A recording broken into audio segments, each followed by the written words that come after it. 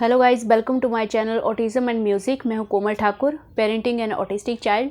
और आज का टॉपिक है गाइस लर्निंग डिसेबिलिटी और इंटेलेक्चुअल डिसेबिलिटी।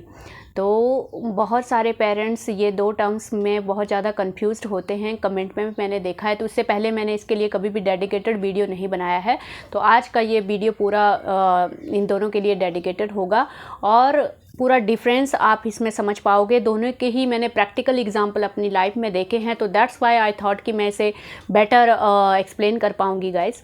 और आज आपको क्लियरली ये चीज़ भी समझ में आ जाएगी गाइस कि क्यों कुछ ऑटिस्टिक बच्चे जो हैं वो बहुत जल्दी इम्प्रूव कर जाते हैं और कुछ को बहुत ज़्यादा टाइम लग जाता है, चाहे उनके साथ आप सेम वर्क कर रहे हो, चाहे वो सेम थेरेपी सेंटर में ही क्यों ना हो। तो ये चीज़ें भी आज आपको क्लियर हो जाएंगी, तो वीडियो के साथ एंड तक बने रहें गाइस। तो सबसे पहले बात करते हैं गाइस लर्निंग डिसेबिलिटी की। तो लर्निंग डिसेबिलिटी के तो सबसे पहले जो एग्जांपल होते हैं वो होते हैं गाइस डिसलेक्सिया, डिस्ग्राफिया या डिसकैल्कुलिया। ये जो हैं वो लर्निंग डिसेबिलिटी में आते हैं। तो लर्निंग डिसेबिलिटी को आप अगर मैं क्लियरली बोलूं तो आप एकेडमिक से जोड़ के देख लेते हैं। ये बच्चों को मेनली जो प्रॉब्लम आती है वो एकेडमिक में बहुत ज़्यादा प्रॉब्लम आता है, और जनरली इसका जो मतलब डायग्नोसिस है या पेरेंट्स को पता भी तभी चलता है जब बच्चा स्कूल में जाता है और मतलब स्कूल में वो बेसिक जो रीडिंग राइटिंग है या जो फोनिक साउंड्स होती हैं उनको भी बच्चा समझ नहीं पाता है, तब जाके ये थोड़ा सा डाउट होने लगता है कि इस बच्चे को लर्निंग डिसेबिलिटी का प्रॉब्लम हो सकता है।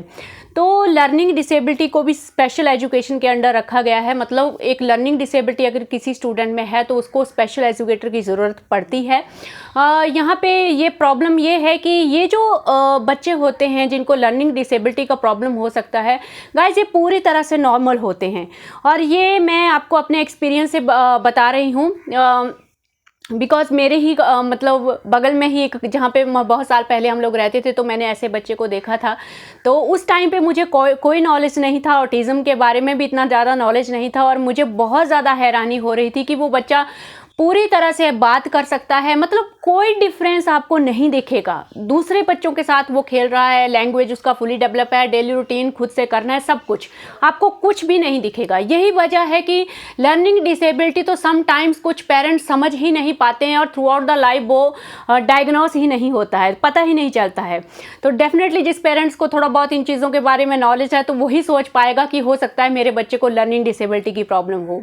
तो उसके पेरेंट्स को कैसे पता चला, बिकॉज 3rd 4th स्टैंडर्ड तक जाके भी उस बच्चे को अल्फ़ाबेट्स तक नहीं आ रहे थे, काउंटिंग 1 2 वो लिख नहीं पा रहा था। तो जब मतलब थेरेपी सेंटर में उन्होंने भी सेम थेरेपी सेंटर ज्वाइन किया था, वहाँ पे अर्नब का जो थेरेपी सेंटर था वहाँ पे स्पेशल एजुकेटर का सेशन भी होता था।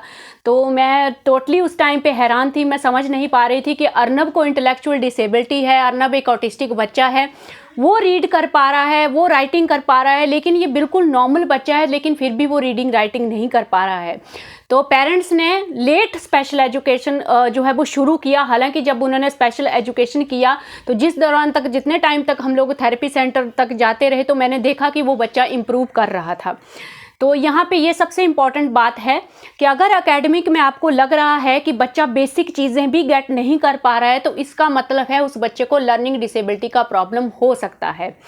तो यहाँ पे सबसे पहला यही है कि ये लर्निंग डिसेबिलिटी का भी ऑटिज़म की तरह डायग्नोसिस जो है वो एक साइकेट्रिस्ट ही कर सकता है, तो आपको ज़रूर इसका डायग्नोसिस कराना चाहिए। लर्निंग डिसेबिलिटी के लिए स्कूल्स में काफ़ी ज़्यादा फैसिलिटीज़ भी होती हैं, तो ज़रूर आपको डायग्नोसिस कराना चाहिए अगर आपको डाउट है इस बारे में। तो अब बात करते हैं गाइस इंटेलेक्चुअल डिसेबिलिटी का। तो इंटेलेक्चुअल डिसेबिलिटी जो है वो रिलेटेड होती है ऑटिज़म के साथ, ADHD के साथ, डाउन सिंड्रोम के साथ या फ्रेजाइल एक्स सिंड्रोम के साथ।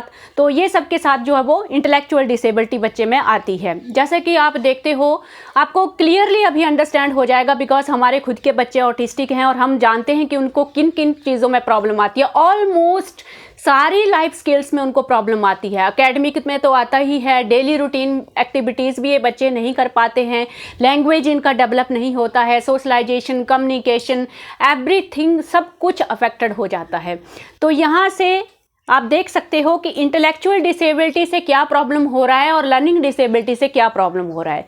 तो लर्निंग डिसेबिलिटी का मतलब है किसी पर्टिकुलर इंफॉर्मेशन को हमारा ब्रेन जो है वो प्रोसेस नहीं कर पाता है।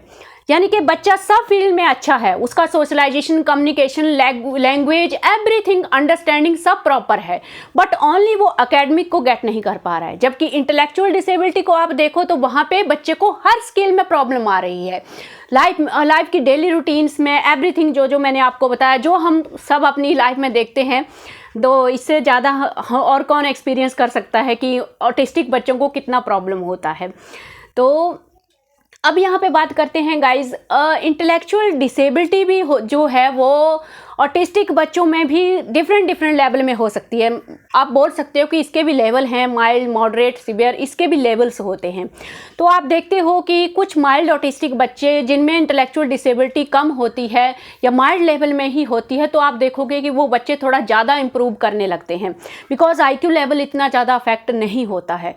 तो अब जब आप देखते हो कि सेम थेरेपी सेंटर हमने ज्वाइन किया है, मैं इतना ज़्यादा मेहनत करता हूँ, इतनी ज़्यादा मतलब अपने बच्चे के साथ वर्क कर रहा हूँ, लेकिन स्टिल किसी दूसरे का बच्चा जो है वो ज़्यादा इंप्रूव कर रहा है और मेरा बच्चा बहुत टाइम लगा रहा है, इंप्रूव नहीं कर रहा है, तो गाइज इंटेलेक्चुअल डिसेबिलिटी उसके पीछे मेन रीज़न होती है। तो इंटेलेक्चुअल डिसेबिलिटी की वजह से ही जिस बच्चे का इंटेलेक्चुअल डिसेबिलिटी का जो लेवल है वो जो ज़्यादा होगा, वो उस बच्चे को लैंग्वेज डेवलप करने में और ज़्यादा टाइम लगेगा और ज़्यादा प्रॉब्लम होगा। और जिसमें IQ लेवल जो है वो इंटेलेक्चुअल डिसेबिलिटी का जो लेवल है वो कम है, तो उसका लैंग्वेज जो है वो ऑटोमेटिकली बहुत जल्दी इंप्रूव होगा, वो बहुत जल्दी चीज़ों को गेट करने की कोशिश करेगा। तो यहाँ पे हर चीज़ को खुद के साथ रिलेट करके मत देखिए। प्रॉब्लम ये होता है फिर हम डिमोटिवेट होते हैं कि शायद हम लोग सही पाथ फॉलो नहीं कर पा रहे हैं, या हम लोग गलती कर रहे हैं, हम लोग अच्छे से अपने बच्चे के साथ वर्क नहीं कर पा रहे हैं। तो कुछ चीज़ें जो हैं वो आपके हाथ में नहीं हैं गाइस। इंटेलेक्चुअल डिसेबिलिटी को क्योर नहीं किया जा सकता है, इसको ओनली हम लोग इम्प्रूव कर सकते हैं। दोनों ही लर्निंग डिसेबिलिटी और इंटेलेक्चुअल डिसेबिलिटी को स्पेशल एजुकेशन के अंडर रखा गया है, मतलब दोनों को ही स्पेशल एजुकेटर की ज़रूरत पड़ती है। तो दोनों ही जो डिसेबिलिटीज़ हैं उनको स्पेशल एजुकेटर के साथ अगर स्पेशल एजुकेशन का सपोर्ट बच्चे को मिलता है तो उनको हम लोग इम्प्रूव कर सकते हैं। यह अलग बात है कि लर्निंग डिसेबिलिटी में बच्चा थोड़ा जल्दी गेट करेगा और हमारे जो बच्चे होते हैं ऑटिस्टिक बच्चे, उनको और ज़्यादा टाइम लगता है। तो आई थिंक ये बिल्कुल क्लियर है कि दोनों में क्या डिफरेंस हो सकता है गाइस। तो ये बहुत ही छोटा सा वीडियो था एंड आई थिंक आपको ये पूरी तरह से क्लियर हो चुका होगा कि दोनों ही डिसेबिलिटीज़ में क्या डिफरेंस है और किस तरह से ये बच्चे की जो डेवलपमेंट है उसको हैम्पर करती हैं। तो एंड में मैं यही बोलना चाहूँगी कि जो लर्निंग डिसेबिलिटी है वो नॉर्मल किड्स को भी हो सकती है, लेकिन इसको डायग्नोज कराना जो है या पेरेंट्स को इस चीज़ के लिए अवेयर होना बहुत मुश्किल होता है। बहुत सारे पेरेंट्स इसको मिस कर जाते हैं। यही बजाय आप देखोगे कि कई सारे नॉर्मल बच्चे आपको लगेंगे कि 4th-5th स्टैंडर्ड तक पहुँच जाते हैं, लेकिन वो लोग बेसिक एकेडमिक भी पिकअप नहीं कर पाते हैं। तो ये प्रॉब्लम यहाँ पे यही होता है कि उन बच्चों को टाइमली स्पेशल एजुकेशन जो है वो प्रोवाइड नहीं की जाती है, क्योंकि ये बच्चे भी खुद से एकेडमिक को कैरी ऑन नहीं कर पाते हैं, इनको सपोर्ट का ज़रूरत होता है। तो इंटेलेक्चुअल डिसेबिलिटी में तो हम सबको पता ही है कि कितना ज़्यादा सपोर्ट का ज़रूरत होता है। तो थैंक यू फॉर टुडे।